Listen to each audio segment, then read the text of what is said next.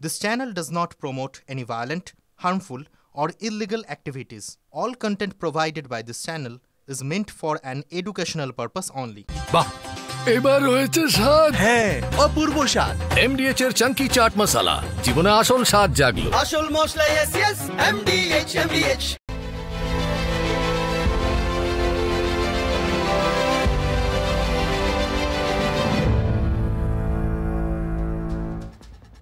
ফিরে এলাম ব্রেকের পর। এবার শুরু করছি ঠোঁটকাটা স্পেশাল, এবং ঠোঁটকাটা স্পেশালের শুরুতেই আমরা অত্যন্ত গুরুত্বপূর্ণ বেশ কয়েকটা খবর দেখে নেব।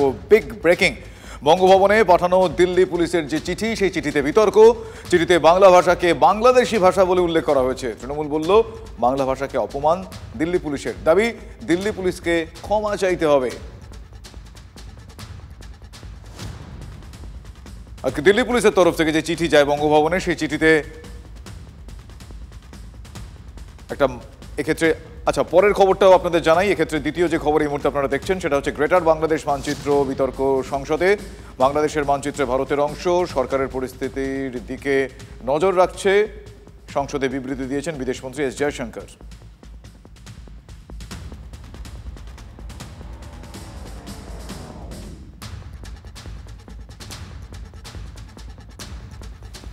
সরকার পরিস্থিতির দিকে নজর রাখছে স্পষ্টতই জানিয়ে দিয়েছেন বিদেশমন্ত্রী।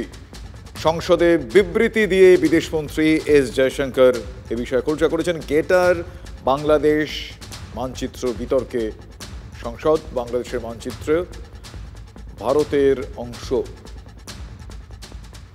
সরকার এই পরিস্থিতির দিকে নজর রাখছে বলে আজ বিবৃতি দিয়ে জানিয়েছেন বিদেশমন্ত্রী।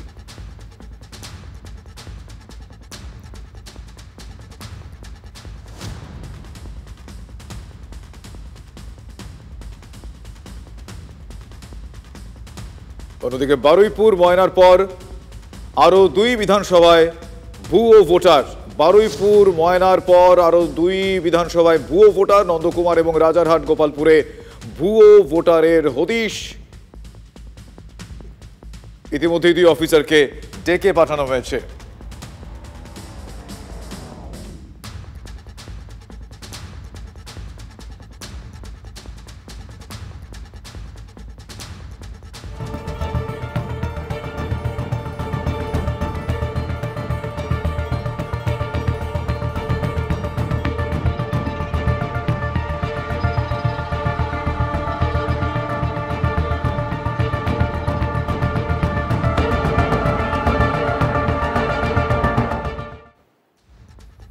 দু একটা গুরুত্বপূর্ণ খবর আপনাদের যতটা সম্ভব আমরা দেখে নিলাম, কিন্তু আবারও বিস্তারিত খবরে আসি। এই বিস্তারিত খবরে আসার মাঝামাঝি এই ধরনের খবরগুলো আপনাদের ছোট ছোট করে জানাবো।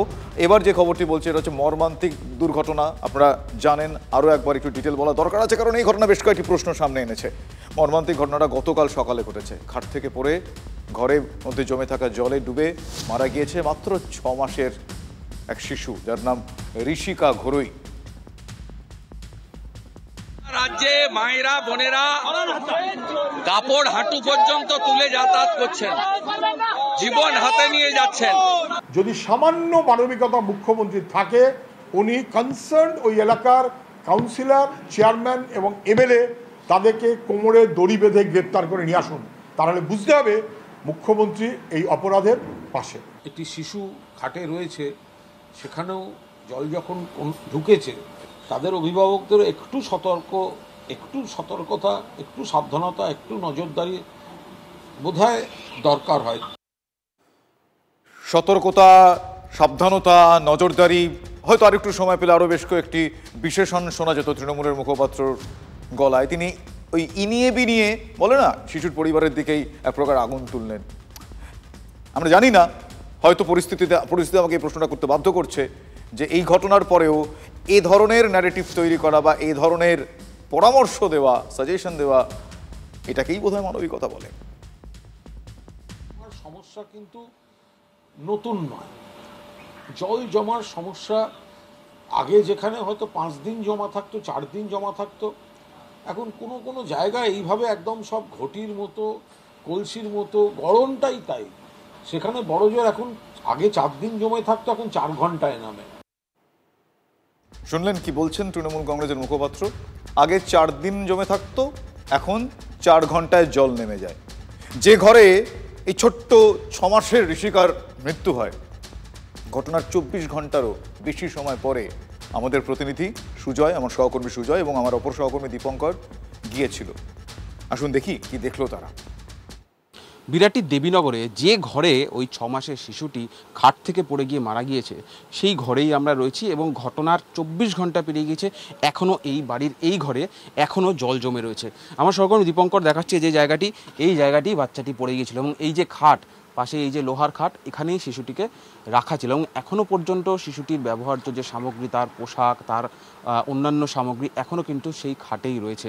এখান থেকেই তাকে শিশুটির মা তাকে শুইয়ে রেখে যায়, ঘুম পাড়িয়ে রেখে পাশে গিয়েছিল, তারপরেই এই অঘটন ঘটে যায়। এই শিশুটির মৃত্যুর প্রায় 24 ঘন্টা পরও এখনও কিন্তু সেই ঘরেও জল বর্তমান। সেই দেবীনগর এলাকায় শামুক ভাসছে, মরা শামুক, জলের বোতল, গ্যাস সিলিন্ডার থেকে শুরু হয়ে সমস্ত কিছু ভাসছে এবং এখানে প্রত্যেক বছর এই পরিমাণ কিন্তু জল জমে বা বৃষ্টি বাড়লে জলও বেড়ে যায় এবং মাছ ঘুরতে দেখা যাচ্ছে। এই জল, এই জমা জলে কিন্তু মাছও ঘুরছে, কারণ পাশে জলাশয় রয়েছে, সেখান থেকে জল চলে আসে এবং এই জন্যই কিন্তু এখানে যেহেতু জল জমে, এখানে যারা শিশুটির বাবা ইট দিয়ে খাট উঁচু করেছিল যাতে জল কোনোভাবে পৌঁছতে না পারে। বাড়ির সর্বত্র কিন্তু কোথাও হাঁটু সমান জল, কোথাও বা পায়ের পাতা ছাড়িয়ে জল পৌঁছে গেছে। আমি যেখানে দাঁড়িয়েছি আমার কিন্তু প্রায় এই সমান জল পৌঁছে গিয়েছে এবং ঘরের ভেতরেও প্রায় এই সমান জলই ছিল। রান্না করতে গেলেও কিন্তু তাদেরকে এই জলে, প্রায় হাঁটু সমান জলে দাঁড়িয়ে রান্না করতে হয় এবং বিদ্যুৎ সংযোগের যা পরিস্থিতি, যে কোনো সময় কিন্তু বিপদ ঘটে যায় এবং এখানে যে জল জমে রয়েছে সেই জমা জলেও কিন্তু ময়লা নোংরা ভাসছে এবং সেখান থেকে জলবাহিত রোগের একটা আশঙ্কাও দেখা যাচ্ছে।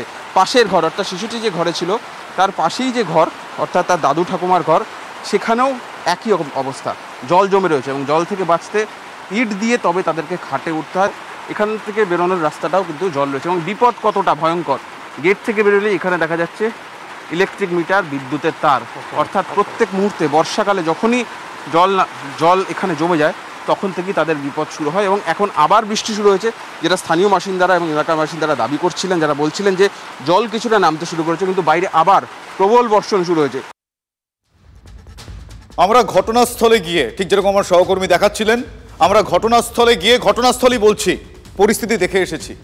এইমাত্র যারা প্রতিবেদন দেখলেন, কে কোথায় বসে কিভাবে দেখছেন আমাদের জানা নেই, কিন্তু একটা কথা মাথায় রাখুন, এই ঘটনাটা আমাদের রাজ্যে ঘটেছে, আমার আপনার রাজ্যে ঘটেছে। যে বাড়িতে জমে থাকা জলে 6 মাসের একটি শিশু সে পড়ে গিয়ে মারা গিয়েছে, আমার আপনার শহরে এই ঘটনাটা দেখেছেন। আরও একবার শোনাবো আপনাদের মুখপাত্র তৃণমূল কংগ্রেসের, তিনি ঠিক কি বলেছেন শুনুন। জমার সমস্যা কিন্তু নতুন নয়। জল জমার সমস্যা আগে যেখানে হয়তো 5 দিন জমা থাকতো, 4 দিন জমা থাকতো, এখন কোনো জায়গায় এইভাবে একদম সব ঘটির মতো, কলসির মতো, গরমটাই তাই। সেখানে বড় জল এখন আগে 4 দিন জমে থাকতো, এখন 4 ঘন্টায় নামে। 4 দিন 4 ঘন্টা 4 মিনিট 4 সেকেন্ড আমরা জানি না, কিন্তু যার জীবন থেকে সব কিছুই প্রায় চলে গেল, যে তার সন্তানকে হারালেন এরকম একটা অস্বাভাবিক পরিস্থিতিতে, সেই মেয়ে হারানো মায়ের কথা এবার আপনাদের শোনাবো। 1 মাস ধরে জল বাড়ির মধ্যে, এই জমা জলের মধ্যে দিয়ে আপনাদের চলাফেরা সবকিছু প্রত্যেক বছরই জল জল। আর জল কতদিন থাকে? অনেক দিন করে থাকে। এবার এই জল কতদিন ধরে আছে তাও? 1 মাস। আমাদের পরিস্থিতিও খুব ভালো নয়, কিন্তু আমাদের যাদের পেশার কারণে হোক যেতে হয় এই ধরনের মানুষগুলোর কাছে, সত্যি বুকটা ফেটে যায় কষ্টে। মুখপাত্র, আপনি কি শুনলেন মেয়ে হারানো এর মায়ের কথা, কান্না? তিনি মুখ ঢেকে ফেললেন। যাদের মুখ ঢেকে ফেলার কথাই ছবি দেখে লজ্জায়, তারা প্লিজ ঢাকুন এবার, নাহলে আমরা আমাদের যত কষ্টই হোক, পেশার তাগিদে শুধু নয়, আমাদের দায়িত্বের কারণে আমাদের সেই ছবি আপনাদের সামনে তুলে ধরার জন্য বারবার দেখাবো। এবার 1 মাস ধরে জল জমে আছে এই এলাকায়, তারপরেও মুখপাত্রদের এহেন ইনিয়ে বিনিয়ে নানাবিধ ন্যারেটিভ জাস্ট পোষায় না। অজুহাতের আড়ালে শাসক দল মুখ লোকাচ্ছে, বলতে বাধ্য হলাম। সুযোগ বুঝে বিরোধীরাও রাস্তায় নেমে পড়েছে, কারণ কিছু হলেই রাজনীতির জল তো গড়াবে। এখানে জল ইস্যু, এখানে মৃত্যু ইস্যু, নেপথ্যে রাজনীতি, নেপথ্যে ভোট। বিজেপির পাশাপাশি বামেরাও প্রতিবাদে রাস্তায় নেমেছেন, কিন্তু আমরা সবার সব প্রতিবাদ সবকিছু দেখেও বলবো বিহিত চাই। বেশি বৃষ্টি তো আগের বছর তো কম বৃষ্টি হয়েছিল, তখনও জল জন্ম কি হবে? তখন কি হবে জল জমে? তখনও 3 মাস এখানে বন্ধ হলে কি হবে? তখন কি হবে? রোগের লোক মরলো। তখন কি হবে? অ্যাম্বুলেন্স এখানে ঢুকতে পারছে না, মানুষ এখানে মানে পরিষেবা পাচ্ছে না। এইবারে কি জলে বৃষ্টি হচ্ছে? অ্যাকচুয়ালি এরা কাজ করতে না হয়, আপনি রাস্তাঘাটের অবস্থা দেখুন না, তারা যদি কাজ করে রাস্তাঘাটে গর্ত হয় কি হবে? জলটা এতদিন ধরে জমে রয়েছে, পাগলামো হচ্ছে। এখানে একটা কলেজ রয়েছে, 2টো স্কুল রয়েছে, তাদের কোনো চিন্তা আছে? আমাদের এই এমবি রোডের বেহাল অবস্থা, বিভিন্ন ওয়ার্ড জলমগ্ন।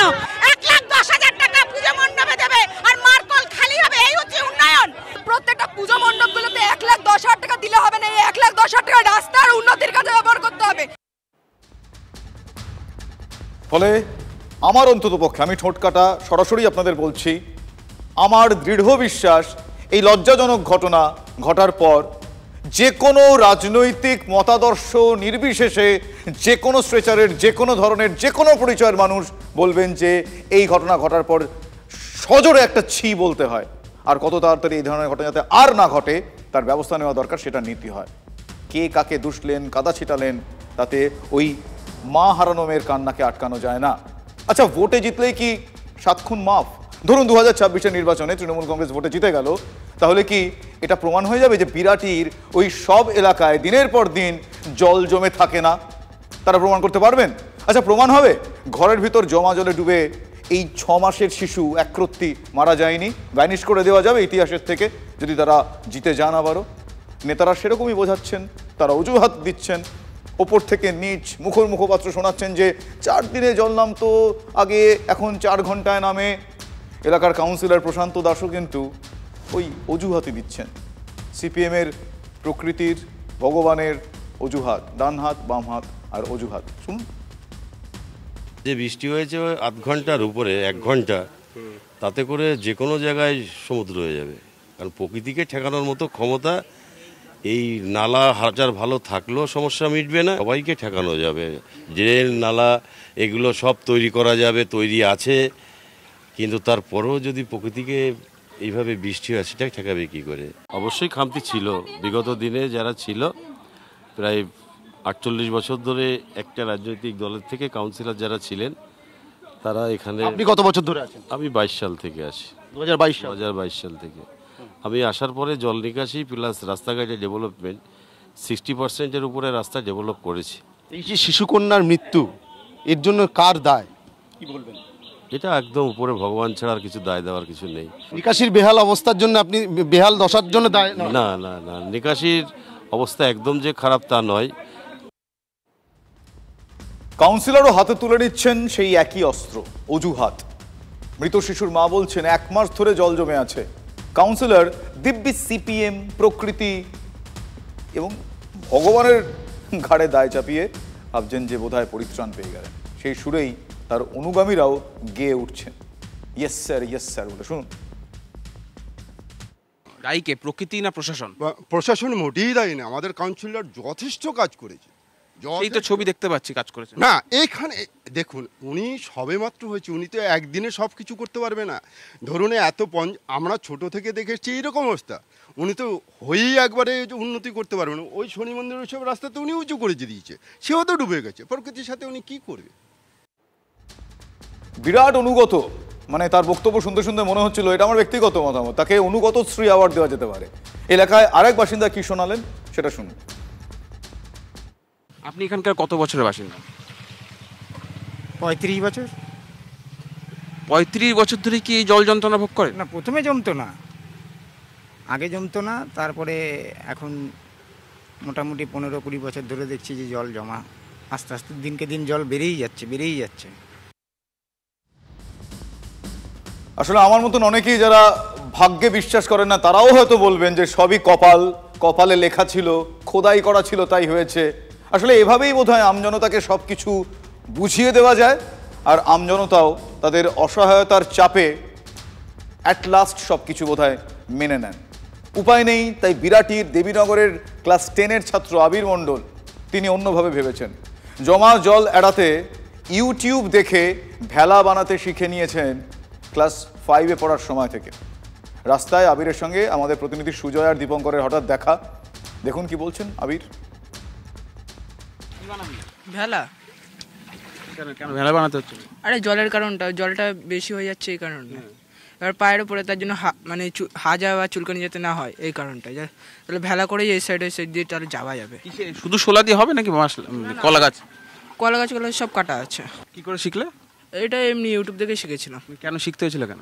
হ্যাঁ, ওই জলের কারণে জল তখন হাঁটুর উপরে উঠে গেছিলো, তাই তখন ছোটোবেলায় একবার বানিয়ে দিয়েছিলাম। তো বছর আগে শিখেছো? এই তখন ধরুন 5-এ পড়ি। তো এ কোথা থেকে পেলে এগুলো? এগুলো সব বলে রেখে দিয়েছিলাম দাদুকে, দাদু সব জোগাড় করে দিল। এখন কি ভেলা বানাবে? হ্যাঁ। কজন যেতে পারে ভেলা? এই 3 জন। হ্যাঁ। অর্থাৎ আপনি 3 জনে যাওয়ার মতো ভেলা তৈরি করেছে, তার কারণ তাকে সামনেই পরীক্ষা রয়েছে, স্কুলে যেতে হবে, অন্যান্য যে আনুষঙ্গিক কাজকর্ম সেখানে যেতে গেলে এই হাঁটু সমান জলে ভেলাই তাদের একমাত্র ভরসা। সেই কারণে ভেলা বানাতে তার প্রস্তুতি শুরু হয়ে গিয়েছে এই বিরাটি এলাকায়।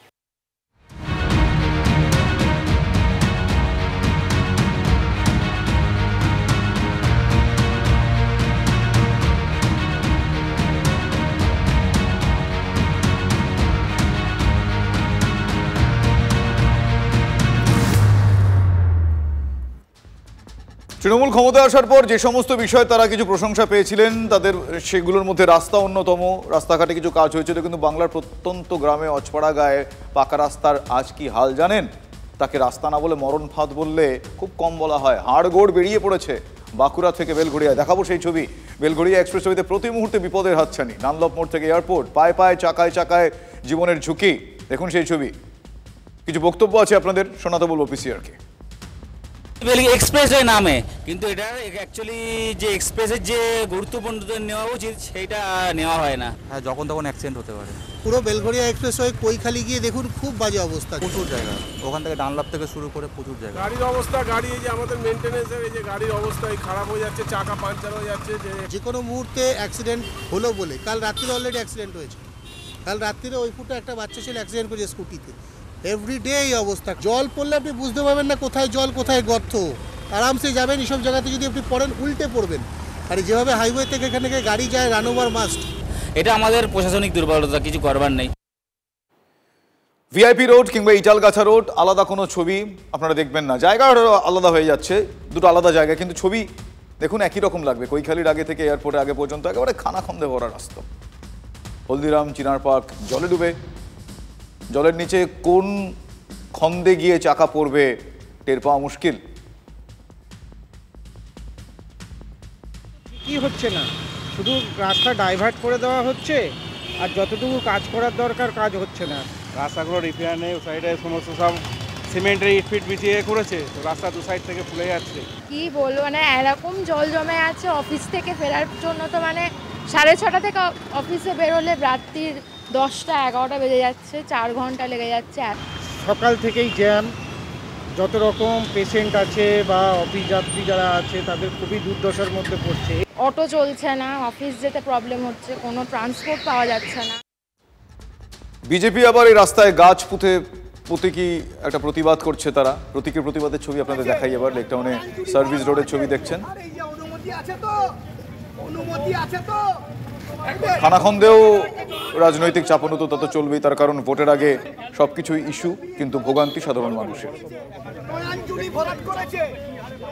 আমরা কলা গাছ পুঁতছি কেন? আগামী দিনে গোটা পশ্চিমবঙ্গ জলা জমিতে আর মানে রাস্তা খোদায় বিভিন্ন দিকে গাছ পুঁতে সাঁতার কেটে আমরা প্রতিবাদ জানাচ্ছি, যাতে আগামী দিন নজরে পড়ে। পিডব্লিউডি কাজটা করবে যে জলটা না কমলে একটার পর একটা বৃষ্টি হচ্ছে, আর বৃষ্টিটা সবাই জানে যে কিভাবে বৃষ্টি হচ্ছে। এবার সিপিএম এর প্রতিবাদের কিছু ছবি দেখাবো আপনাদের। তারা অবরোধ করেছেন, সেই ছবি পিসিআরকে দেখাতে বলবো। মুর্শিদাবাদের রঘুনাথগঞ্জের ছবি। জঙ্গিপুর লালগোলা রাস্তা খানাখন্দে ভরা, সেখানে তারা প্রতিবাদ করছেন।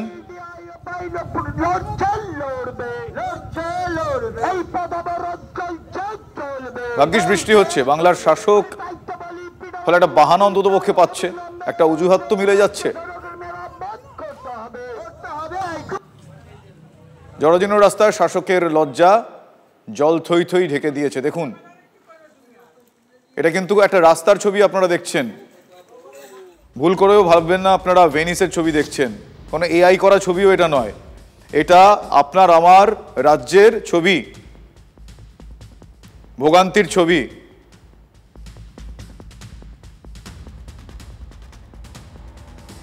দাঁড়িয়ে রয়েছি ঘাটালের একটি রাজ্য সড়কের উপর, আড়গোড়া চাতাল। এই রাজ্য সড়কে আগে চলতো যাত্রীবাহী গাড়ি, পণ্যবাহী গাড়ি, আর এখন সেখানে চলছে নৌকো। প্রতিনিয়ত যত সময় গড়াচ্ছে ঘাটালে জল যন্ত্রণার ছবি ঘাটালবাসীর কাছে নাভিশ্বাস হয়ে উঠছে। ঘাটালবাসী বলছে আর সহ্য করা যাচ্ছে না, এবারে চাই মুক্তি। মুক্তি মানে সেই ঘুরি ফিরিয়ে একই আসছে ঘাটাল মাস্টার প্ল্যান। সবসময় কি ডোঙা পার হয়ে কি যাওয়া সম্ভব? খাবার জল আনা থেকে, বাজার করা থেকে, বাজার হাট করা থেকে, কোথাও যাওয়া থেকে সবসময় তো এই ডোঙায় পারাপার। কাজকর্ম তো প্রচুর ক্ষতি, কোনো মার্কেট তো একবারে ডিসব্যালেন্স হয়ে গেছে, কোনো তো সারাউসি শব্দ, অসুবিধা হচ্ছে। এর মুক্তি মাস্টার প্ল্যান হলে হবে, কিন্তু হবে কি হওয়ার তো কোনো আমি উদ্যোগ খুঁজে পাইনি।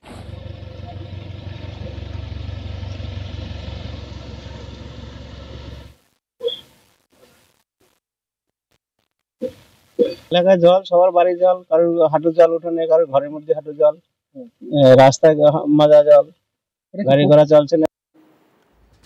আসলে এইসব দেখার পর, আসলে এসব শোনার পর বারবার মনে হয় 2011-এ তৃণমূল কংগ্রেস ক্ষমতার আগে বামেদের ওই লাস্ট স্টেজটা যেরকম হয়েছিল না, একেবারে বিরাট আত্মবিশ্বাস যে যা খুশি হয়ে যা ক্ষমতায় আসবে, এদের ক্ষেত্রেও বোধহয় তাই হচ্ছে। আপনারা অনেকেই আমার এই প্রশ্নের সঙ্গে, আমার এই বক্তব্যের সঙ্গে একমত হবেন। ভাবুন না, রাস্তাঘাটের এই অবস্থা, নিজের বাড়িতে জমা জলে পড়ে 6 মাসের শিশু মারা গিয়েছে, কিন্তু এই ভুলটা যে ভুল পরিস্থিতিটা যে ঘটেছে এইটা স্বীকার করছে না, মানে মানবিকতা ইত্যাদি সেগুলো কোথায় উধাও হয়ে গিয়েছে ভাবতে অবাক লাগছে। বোধহয় এটা ওই বড়াইয়ের কারণেই হচ্ছে, আমাদের জানা নেই। আসুন কিছু কিছু ছবি দেখি। আরামবাগের রামকৃষ্ণ সেতু দেখুন দুলছে কিভাবে, সেতুর উপরে রাস্তা গর্তে ভরা। আমরা আগেও দেখিয়েছিলাম সেই ছবি। সে রাস্তার উপর আচমকাই উন্নয়নের পট্টি পড়েছে। সেতুতেও একটু যেগুলো জায়গাগুলো হয়ে আছে সেইগুলোকে একটু পরিষ্কার করে দিচ্ছে আর কি। কারণ দুর্গাপুজোর সময় মা এলে যেমন আমরা ঘর যেমন ঝাড়পোছ করি, যেমন পরিষ্কার করি, তেমনি আমাদের তো বাংলার মা উনি মমতা বন্দ্যোপাধ্যায়, তিনি আসছেন, ওই জন্যই একটু পরিষ্কার, মানে রাস্তাঘাটগুলো একটু পরিষ্কার করে নেওয়া হচ্ছে। আর মুখ্যমন্ত্রী চাইছি, মুখ্যমন্ত্রী যদি এলে রাস্তা ভালো হয়, তাহলে মুখ্যমন্ত্রী মাসে একবার করে সব রাস্তায় ঘুরুক, আসুক, তাহলে রাস্তাটা ভালো, রাস্তা পথঘাট ভালো থাকবে। 5ই আগস্ট কামারপুকুরে আসবেন মুখ্যমন্ত্রী মমতা বন্দ্যোপাধ্যায়। তার আগেই 2 নম্বর রাজ্য সড়ক এবং 7 নম্বর রাজ্য সড়ক জরুরি ভিত্তিতে মেরামতি চলছে। আসার কথাটা হচ্ছে বন্যা পরিস্থিতি দেখার, সড়ক পথেতে যাবেন, সেই হিসাবে জরুরি ভিত্তিতে যাওয়ার কারণেই রাস্তাগুলো মেরামতি হচ্ছে। দেখছি কাল থেকে আবার রাস্তাটা বাগাতে এসেছে, আজকেও একটু রিপেয়ার হলো, আজকেও এই ঘন 10-15 দিনের মধ্যে 2বার এলো, কিন্তু রাস্তা টিকছে না, এইভাবেই রাস্তা সারানো হচ্ছে। দীর্ঘদিন ধরেই অভিযোগ ছিল এই সমস্ত রাস্তাগুলি খারাপ হয়ে গিয়েছে। এমনকি আরামবাগের মুথাডাঙ্গা এলাকায় প্রায় 4 কিলোমিটার রাস্তা দীর্ঘদিন খারাপ ছিল, পথ অবরোধ করেছিল আইএসএফও, কিন্তু সুরাহা কিছুই হয়নি। আর মুখ্যমন্ত্রী 5 তারিখে আরামবাগ এবং কামারপুকুর আসার আগেই জরুরি ভিত্তিতে দিনরাত করে রাস্তা মেরামতি চলছে। এতদিন এখানকার নেতা মন্ত্রী কারুর হুঁশ জাগে না, সবাই নাকা সত্যি তেল দিয়ে ঘুমোচ্ছিলেন। আর যেই দেখেছেন দিদিমণি আসছেন, দিদিমণি বলে ব্যাপার, নেতা মন্ত্রীদের জন্য ওনার গাড়িতে যেতে যেতে যদি কোমরে খ্যাচকা লেগে যায়, তাই গর্ত বোঝানোর জন্য দিন রাত ধরে জিসিপি দিয়ে কাজ হচ্ছে।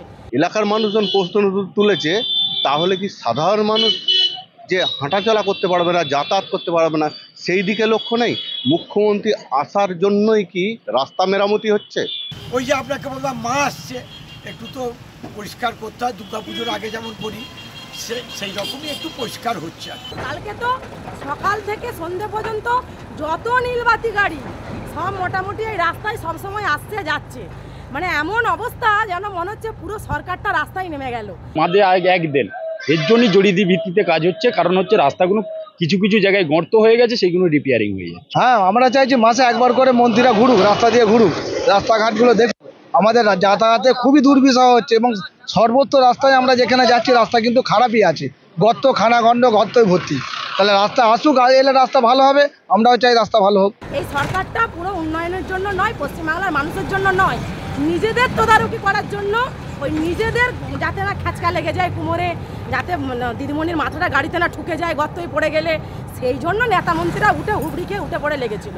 দুর্গাপুজোর সময় মা এলে যেমন আমরা ঘর যেমন ঝাড়পোছ করি, যেমন পরিষ্কার করি, তেমনি আমাদের তো বাংলার মা উনি মমতা বন্দ্যোপাধ্যায়, তিনি আসছেন, ওই জন্যই একটু পরিষ্কার মানে রাস্তাঘাটগুলো একটু পরিষ্কার টরিষ্কার করে নেওয়া হচ্ছে।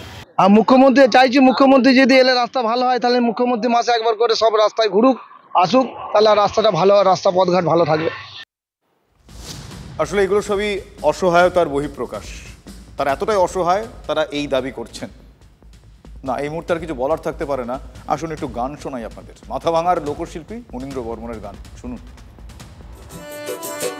উচিত কথা বললে আমি পাঠাই পুলিশ আমার বাড়ি, কাটমানি খোর অত্যাচারী, চাকরি চোরা বদমেজাজি, জ্বালাইয়া খাইলো একটা হিরক রানী, হায় হায় জ্বালাইয়া খাইলো একটা হিরক রানী।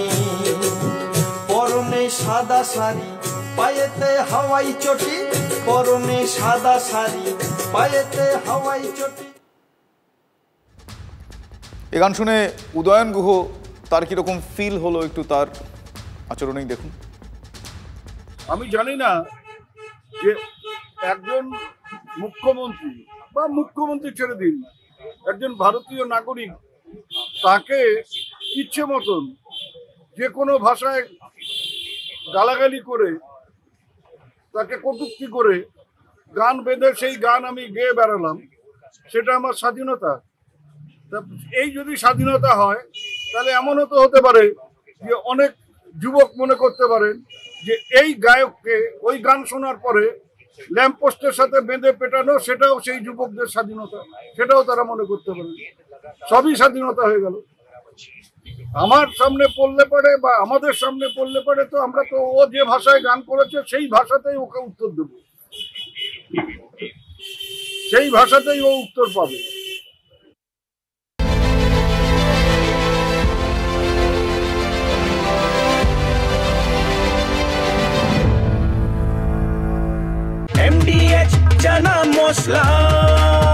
এখন ছোলা হোক বা বরবটি দানা, সাদা চানা হোক বা কালো, সব রান্নাই হবে অসাধারণ।